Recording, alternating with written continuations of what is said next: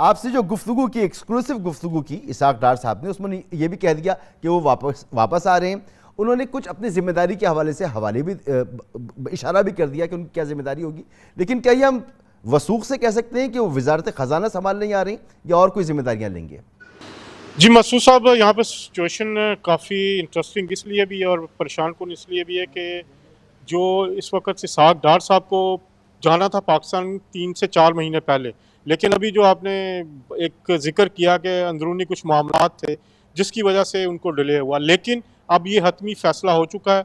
साबिक वज़ीर आज़म नवाज शरीफ जो मुस्लिम लीग नून के कायद भी हैं, उन्होंने वाज़े तौर पर इसहाक डार साहब को कह दिया है कि वो पाकिस्तान जा रहे हैं। मेरी तकरीबन 2 घंटे तक मुलाकात हुई है इसहाक डार साहब से भी और नवाज शरीफ साहब से भी।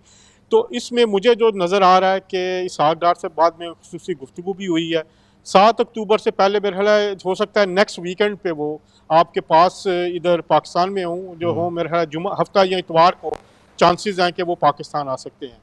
इसहाक डार साहब के ज़िम्मे जो मेन काम होगा वो मईशत की बहाली भी होगा, लेकिन क्योंकि वो एक एक्सपीरियंस्ड आदमी है और जो सोर्सेज हमें बता रहे हैं, हो सकता है उनको इस ख़जाने के साथ साथ मज़ीद कुछ जिम्मेदारियाँ भी दी जाएँ, जिनमें जो मुख्तलिफ पार्टियों के साथ रबते हैं, मुख्तलिफ जो मामलात हैं, तो वो वज़ीर ख़जाना से बढ़ के किरदार अदा करेंगे।